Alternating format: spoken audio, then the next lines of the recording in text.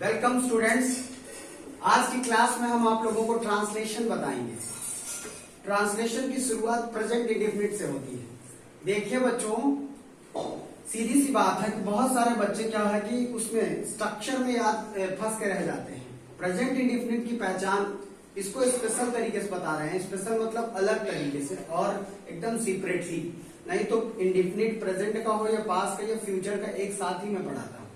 इसमें क्योंकि कॉम्प्लिकेशन ज्यादा है, कॉम्प्लेक्स ज्यादा होते हैं, इसलिए मैंने इसको अलग किया। कैसे? देखिए इसकी पहचान क्या होती है। का है, ती है, ये आप जान चुके हैं। साथ में आपको एक चीज याद रखना होगा कि हॉबी और हैबिट का भी पता चलता है। ये एक ऐसा सेंटेंस है जिसमें कभी नहीं बताया जा सकता कि काम कब हो रहा है। आपको लगता है कि राम खाता है, लेकिन राम खाता ये एक हैबिट है, ना कि ये कि कब खाता है। तो कभी भी हमें टाइम का पता नहीं चलता है प्रेजेंट इंडेफिनिट टेंस में। हमें सिर्फ ये पता चलता है कि ये काम वह करता है। कब करता है डजंट मैटर। तो आइए हम इसी के बारे में जानेंगे। सिंपल सेंटेंस से शुरू करते हैं। सिंपल सेंटेंस क्या होता है? जैसे राहुल पतंग उड़ाता है। पतंग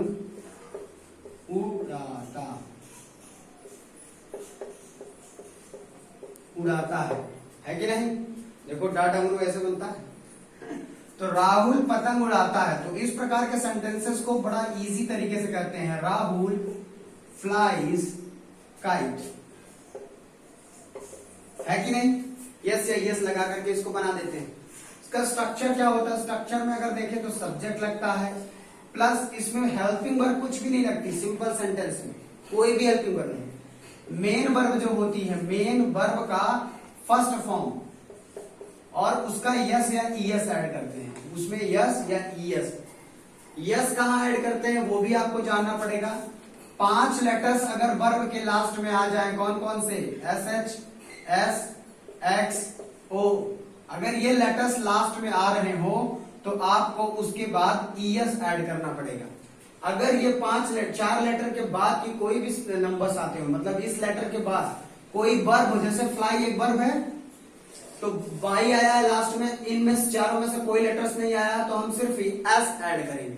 अगर ये 4 लेटर लास्ट में आते हैं तो हम इसमें ईएस जोड़ते हैं। क्या जोड़ेंगे? ईएस। इसीलिए थोड़ा ये कॉम्प्लिकेट्स है, बाकी बहुत इजी और बाकी में यस जोड़ते हैं। और अगर जो प्लूरल नंबर हमारा सब्जेक्ट, जैसे राहुल की जगह अगर यहां हो जाता हम पतंग उड़ाते हैं, हम पतंग उड़ाते हैं। देखिए ये सेंटेंस क्या है कि इसमें सब्जेक्ट प्लूरल है। प्लूरल के साथ ये वाली झंझट खत्म हो जाती है भैया, कोई टेंशन नहीं। ना तो तू यस लगावा और ना ही ईएस लगावा, ठीक बा? तो आप इसके साथ करेंगे वी फ्लाई काइट। सीधी सी बात है, सिंपल। तो आप तो चाहेंगे कि सारे सब्जेक्ट ऐसे मिले जो प्लूरल हो, उसमें यस या यस वाली झंझट खत्म हो जाएगी। तो हम पतंग उड़ाते हैं, तो वी फ्लाई काइट।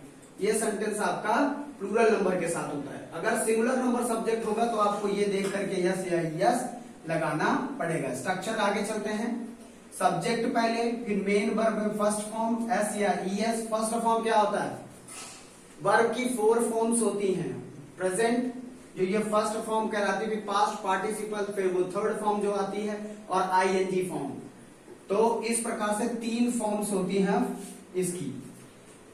तो इसलिए ये फर्स्ट फॉर्म लिखना जरूरी होता है। उसके बाद आता है आपका ऑब्जेक्ट और अदर वर्ब। तो इस प्रकार से प्रेजेंट इंडेफिनिट के। अब जब निगेटिव इसका बनाएंगे, इंट्रोगेटिव बनाएंगे, यानी प्रश्न में जैसे राहुल क्या पतंग उड़ाता है, तो ये इंट्रोगेटिव हो गया, इसमें प्रश्न जैसी चीजें आ गई। फिर हम पतंग क्यों उड़ाते हैं, इसमें भी प्रश्न है। हम पतंग नहीं उड़ाते हैं, तो निगेटिव हो गया। तो इन सेंटेंसेस के साथ हमें हेल्पिंग वर्ब का इस्तेमाल करना पड़ता है। तो आइए अब हम चलेंगे कि हेल्प निगेटिव और इंट्रोगेटिव को समझते हैं। उससे पहले एक तो एग्जाम्पल और ले लेते हैं, सिंपल सेंटेंस के लिए। वह खाना खाता है। वह खाना खाता है। सिंपल का ही, इसमें नहीं और क्या क्यों कैसे नहीं है, क्वेश्चन वर्ड नहीं है, तो ये होगा ही ईट्स फूड। समझ में आ रहा है कि नहीं? समझते भी जाना, दोबारा नहीं। तो ही ईट्स फूड, देखो वह खाना खाता है, एक हैबिट्स है, एक सिंपल प्रेजेंट इंडेफिनिट टेंस है और ये सरल है, तो इसमें यस या यस लगाएंगे। और ये 4 लेटर नहीं है तो सिर्फ यस लगाएंगे। कोई डाउट? मैं बाजार जाता हूं, मैं बाजार जाता हूं, ठीक है। तो आई गो टू मार्केट। देखिए अब यहां पे ये आई जो है वो प्लूरल नंबर की श्रेणी में आता है, तो प्लूरल नंबर में यस या यस का झंझट नहीं होता, इसलिए यहां आई गो टू स्कूल हमने यहाँ पे यस या यस नहीं ऐड किया। लेकिन अगर हम आई की जगह हटा करके बोलते हैं सीता, सीता बाजार, अरे हाँ सीता बाजार जाती है मान लीजिए लिख देते, तो सीता क्या हो जाएगी, लड़की है और वो सिंगुलर है, तो सीता जैसे ही लिखेंगे उसके बाद ये गो अकेला नहीं, इसमें ईएस लगेगा क्योंकि ये ओ लास्ट में आया है, तो ओ जब किसी वर्ब के लास्ट में आए तो ईएस ऐड करके उसको बनाते हैं। तो Sita goes to market. I hope कि आपको ये समझ में आ गया होगा। आइए देखते हैं निगेटिव और इंट्रोगेटिव, प्रेजेंट इंडेफिनिट का ही निगेटिव और इंट्रोगेटिव सेंटेंस का स्ट्रक्चर एक ही बताएंगे, अभी नहीं कि इंट्रोगेटिव का अलग, निगेटिव का अलग, क्वेश्चन वर्ड मिडिल में हो तो क्या होगा, एक ही देख लेते हैं, उसी को पुट करना सीख जाएंगे हम लोग। तो जैसे हमारा पहला होता है सब्जेक्ट, अगर निगेटिव सेंटेंसेस होता है तो सब्जेक्ट प्लस हेल्पिंग वर्ब लगने लगेगी। अभी तक मेन वर्ब होती थी, अब हेल्पिंग वर्ब, जिस चिड़िया का नाम है आइए देखते हैं।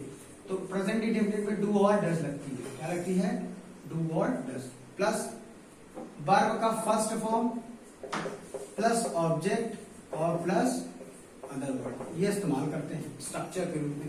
इसको याद भी करने की जरूरत नहीं है, जैसे आप करने लगेंगे आप एक्सरसाइजेस, आपको आसानी से आने लगेगा। इंट्रोगेटिव में क्या होता है, जब प्रश्न पहले पूछा जाता है, जैसे क्या तुम मुझे जानते हो, क्या तुम खाना खाते हो, क्या तुम घूमते हो, तो उस प्रकार से ये निगेटिव है, ये निगेटिव सेंटेंस के अंतर्गत आता है। और इंट्रोगेटिव को बस एक छोटा सा बनाते हैं, इंट्रोगेटिव में ये हेल्पिंग वर्ब पहले लग जाएगी, किसके आधार पर, डू या डज, सब्जेक्ट जो भी होगा सब्जेक्ट के आधार पर ये लगेगी, पहले डू लगेगी कि डज लगेगी। जो भी सेंटेंस में सब्जेक्ट होगा सिंगुलर नंबर के साथ डज और प्लूरल नंबर के साथ डू लगता है, तो हम उसके हिसाब से पुट करेंगे, फिर सब्जेक्ट लगा देंगे, फिर वर्ब का फर्स्ट फॉर्म लगाएंगे और फिर ऑब्जेक्ट, और फिर बचे हुए जो शब्द होंगे वो अदर वर्ड कहलाते। आइए एक एग्जांपल लेते हैं तब समझ में आए। राधिका रोटी नहीं बनाती है, राधिका रोटी नहीं खाती है, राधिका रोटी नहीं खाती है। इसमें देखिए नहीं शब्द आ जाने से ये निगेटिव सेंटेंसेस हो गया, क्या हो गया, निगेटिव। और निगेटिव सेंटेंस को किस प्रकार बनाते हैं, ये हमारे पास स्ट्रक्चर ऑलरेडी लिख गया है। हमने आपको बताया कि डज सिंगुलर नंबर के साथ, अगर सब्जेक्ट हमारा सिंगुलर है तो हम डज, और अगर हमारा सब्जेक्ट प्लूरल है तो डू लगाएंगे। बहुत सीधी सी प्रक्रिया है। तो सब्जेक्ट आपको क्या लग रहा है, राधिका एक ठो है कि 100 ठो है, ऑब्वियसली 1 है, यानी एक है, तो हम राधिका, क्या आगे होगा, राधिका हो गया सिंगुलर नंबर, अब इसके साथ क्या लगाएंगे, डज की डू, डज लगाएंगे क्योंकि सिंगुलर है, तो राधिका डज, फिर नॉट है तो नॉट लगा, अच्छा ये निगेटिव है तो नॉट तो हम लगाए नहीं, निगेटिव में नॉट तो सबसे इंपॉर्टेंट होता है, वो मैंने लगाया नहीं, तो राधिका डज नॉट, फिर ईट माने खाना, मेन वर्ब क्या है, वर्ब का first form, eat first form, इसमें यस या यस वाला झंझट खत्म हो जाता है। तो Radhika does not eat chapatis, chapati, रोटी है तो चपाती बस, तो this is your answer now, ठीक है। तो ये निगेटिव है। अब आइए इंट्रोगेटिव इसी में समझ लेते हैं। इंट्रोगेटिव इसी से बस बड़ा इजी से हो जाएगा।